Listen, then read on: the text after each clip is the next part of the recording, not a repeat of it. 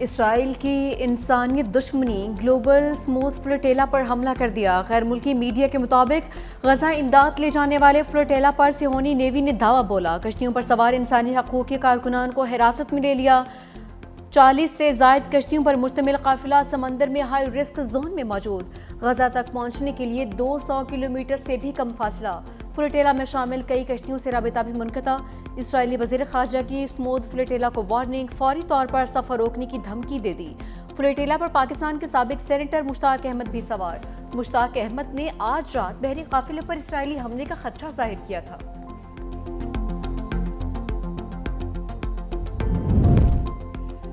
Trump کا امن منصوبہ حماس کا غیر مسلح ہونے کے شق میں ترمیم کا مطالبہ۔ دوحہ میں حماس رہنماؤں کی ترکی، مصر اور قطر سے امن منصوبے پر مشاورت۔ فلسطینی ذرائع کے مطابق حماس رہنما کچھ شقوں میں ترمیم اور اسرائیلی فوج کا مکمل انخلا چاہتے ہیں۔ حماس نے رہنماؤں کو قتل نہ کیے جانے کی عالمی ضمانتیں بھی مانگ لیں۔ ٹرمپ نے امن منصوبے پر حماس کو 3 سے 4 روز کا وقت دیا تھا۔ دھمکی دی تھی حماس نے تجاویز قبول نہ کی تو افسوسناک انجام ہوگا۔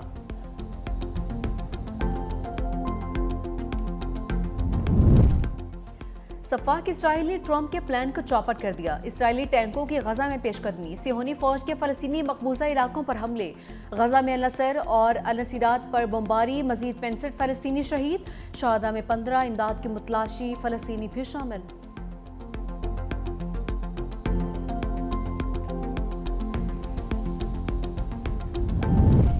قطر پر حملہ، امریکہ پر حملہ ہے۔ ٹرمپ نے ایگزیکٹو آرڈر پر دستخط کر دیے۔ قطر پر حملے کو امریکہ کی امن و سلامتی کے لیے خطرہ سمجھا جائے گا۔ امریکہ کو جوابی کارروائی کرنے کا اختیار حاصل ہوگا۔ کارروائی میں سفارتی، اقتصادی، فوجی اقدامات سمیت تمام آپشنز موجود ہوں گے۔ اقدام اسرائیل کے گزشتہ ماہ دوحہ پر فضائی حملے کے بعد سامنے آیا ہے۔ خوشگوار صورتحال جو انسانی جانیں ہیں جن کا ضیاع ہوا، اس پر شدید مجھے افسوس، دکھ ہے، تکلیف ہے۔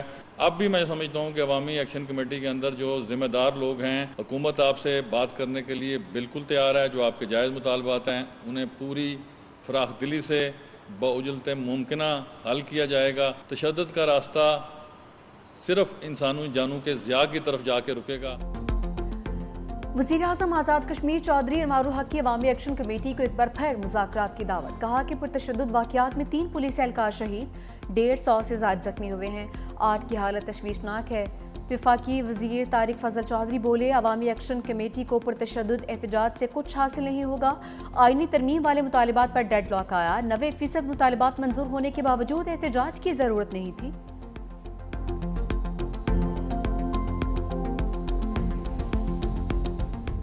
ہمارا دنیا کی انوائرمنٹ کی خرابی میں رول 1% سے بھی کم ہے، اور سب سے زیادہ متاثر ہونے والے ممالک میں ہم نمبر 1 پہ ہیں۔ ہمارے نقصان میں ہماری مدد کریں۔ ہم کوئی بیگ نہیں کر رہے، دنیا سے حق مانگ رہے ہیں۔ جمہوری طریقے سے آراء دیں، اختلاف کریں، تنقید کریں، وہ لہجے، وہ لفظ اختیار نہ کریں جو ماضی میں استعمال ہوئے اور ان کے نقصانات ہوئے۔ یہ ہم طے کر کے چلے تھے کہ ملکی بحرانوں کا حل نکالنا ہے۔ اس کا مقصد یہ قطعاً نہیں تھا کہ ہم بلینک چیک دے کے حکومت جو کرے گی، مسلم لیگ جو کرے گی، ہم اس کا ساتھ دیں گے۔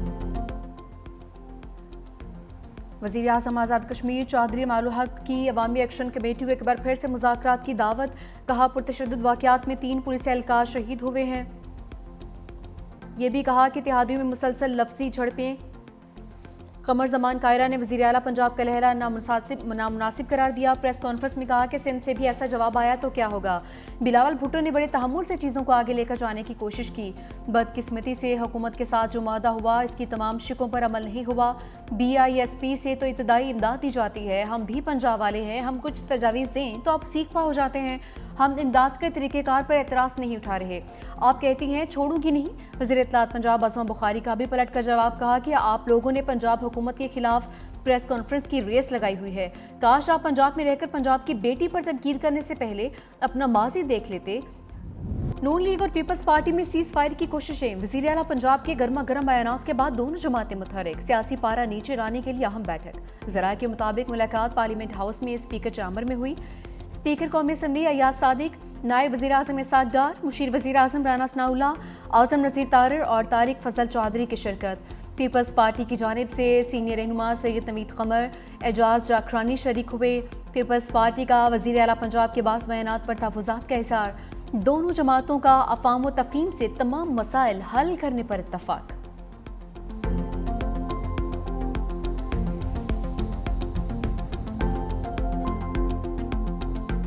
اناؤنسمنٹس کرنا بہت آسان ہے، خالی اعلانات کرنا بہت آسان ہے۔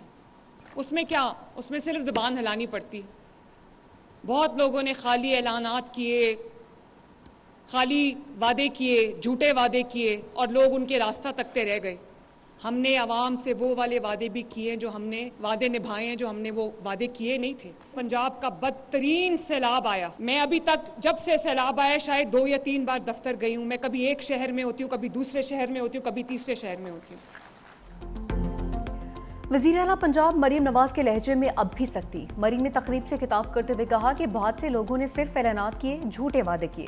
اعلانات کرنا آسان، کام کرنا مشکل ہوتا ہے۔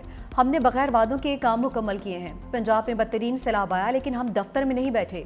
گزشتہ حکومت کے 4 سال لوٹ کھسوٹ کا دور تھا۔ مری میں غیر قانونی تعمیرات برداشت نہیں کریں گے۔ مری کے لیے ٹرین چلائیں گے۔ سیاحوں کو اپنی گاڑیوں میں نہیں آنا پڑے گا۔ وزیر اعلیٰ پنجاب مریم نواز نے مری میں نواز شریف کا ڈائیالوجی سینٹر کا افتتاح بھی کر دیا۔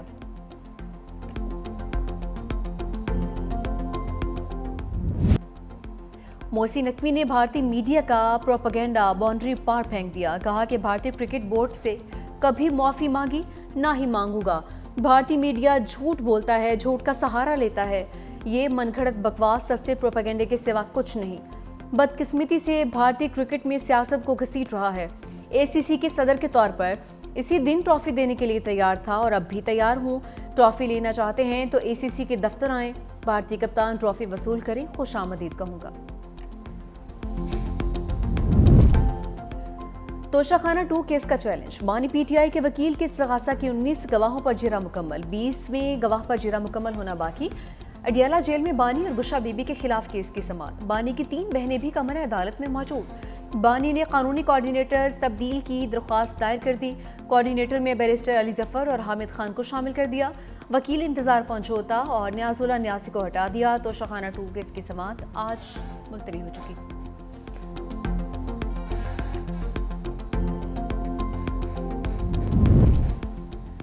بانی پی ٹی آئی نے علیمہ خان اور علی امین گنڈا پور کو بیان بازی سے روک دیا۔ سینیٹر علی ظفر کی توشہ خانہ 2 کیس کے بعد میڈیا سے گفتگو۔ کہا کہ بانی پی ٹی آئی نے دونوں کے بیان بازی پر افسوس کا اظہار کیا۔ پبلک میں اس طرح ایک دوسرے پر الزامات نہیں لگانے چاہیے۔ ہمارے آپس کے اختلافات کا فائدہ مخالفین کو ہو رہا ہے۔ بانی نے وزیر اعلیٰ کے پی کو کل فوری ملاقات کے لیے بلا لیا۔ عمر ایوب کے مقدمات کا فیصلہ ہونا۔ بانی محمود اچکزئی کو اپوزیشن لیڈر نامزد کر چکے ہیں۔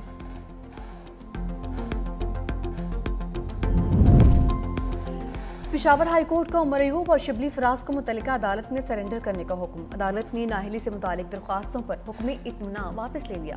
پشاور ہائی کورٹ نے اپنے فیصلے میں کہا کہ درخواست گزار انسداد دہشت گردی عدالت سے سزا یافتہ ہیں۔ عدالت اس صورتحال میں درخواست گزاروں کو ریلیف فراہم نہیں کر سکتی۔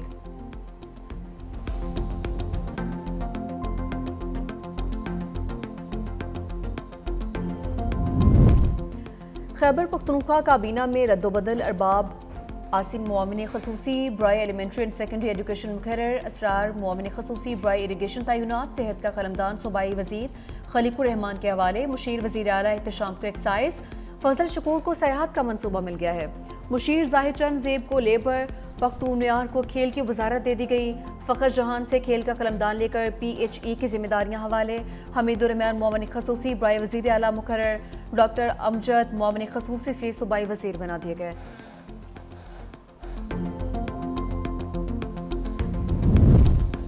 نائب وزیر اعظم اسحاق ڈار اور ایرانی وزیر خارجہ سید عباس عراقچی کا ٹیلی فونک رابطہ۔ ترجمان دفتر خارجہ کے مطابق دونوں رہنماؤں میں پاک ایران تعلقات پر تبادلہ خیال، خطے کی صورتحال اور قیام امن کے لیے سفارتی کاوشوں پر غور، دو طرفہ تعلقات کی مزید مضبوطی کا اعادہ۔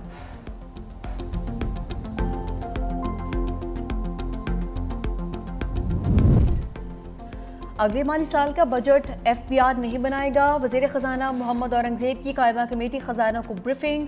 کہا آنے والے budget tax policy office finance division سے بنے گا، پاکستان نے 50 کروڑ یورو بانڈ کی ادائیگی کر دی، اب معیشت کی سمت درست ہے۔ چین کے ساتھ پانڈا بانڈ کے حوالے سے پیش رفت تیزی سے جاری ہے۔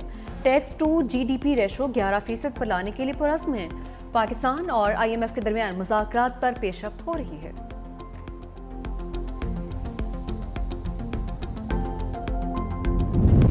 سیلاب سے کتنا نقصان ہوا، آئی ایم ایف نے رپورٹ مانگ لی۔ جائزہ مشن سے صوبائی حکومتوں کے نمائندوں کی ملاقات۔ سندھ میں 50 ارب، خیبر پختونخوا میں 30 ارب نقصانات کا ابتدائی تخمینہ۔ پنجاب حکومت کا سیلاب کی وجہ سے بجٹ سرپلس کی نشاندہی سے انکار۔ صوبائی حکومت کا اپنے وسائل سے سیلاب متاثرین کی مدد کا اندیا۔ سیلابی نقصانات کے باعث مہنگائی میں مزید اضافے کا خدشہ۔ رواں مالی سال ترسیلات زر 43 ارب ڈالرز تک جانے کا امکان۔ پاور سیکٹر کا گردشی قرض 2031 تک ختم کر دیا جائے گا۔ حکومت نے پلان آئی ایم ایف سے شیئر کر دیا۔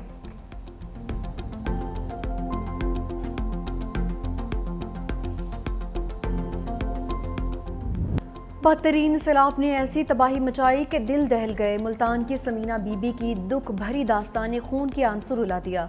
بے رحم موجوں نے سب کچھ برباد کر دیا۔ صاف پانی، خوراک اور طبی سہولیات خواب بن چکی۔ سیلاب متاثرین خاتون کھلے آسمان تلے زندگی کے دن گزارنے پر مجبور ہیں۔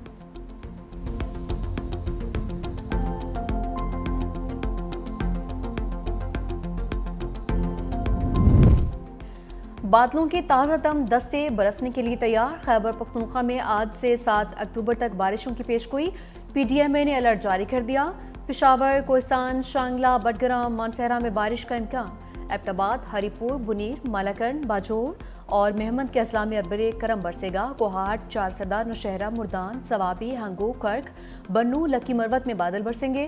پہاڑی علاقوں میں لینڈ سلائیڈنگ کے سبب سڑکوں کی بندش کا خدشہ۔ پنجاب میں 5 سے 7 اکتوبر تک طوفانی بارشوں کی پیشگوئی۔ دریاؤں اور ملحقہ ندی نالوں کے بہاؤ میں اضافے کا امکان۔ اسلام آباد ہائی کورٹ میں سماعت کے دوران جعلی ڈگری کا تذکرہ۔ پلاٹ الاٹمنٹ کے جعلی کاغذات سے متعلق کیس کی سماعت کے دوران دلچسپ ریمارکس۔ وکیل درخواست گزار نے کہا کہ پلاٹ خریدا گیا تو بعد میں پتہ چلا دستاویزات جعلی ہیں۔ جسٹس محسن اختر کیانی نے کہا کہ اس ملک میں تو 39 سال بعد قانون کی ڈگری بھی جعلی نکالی جاتی ہے، آپ تو پھر بھی ایک پلاٹ کی دستاویز کی بات کر رہے ہیں۔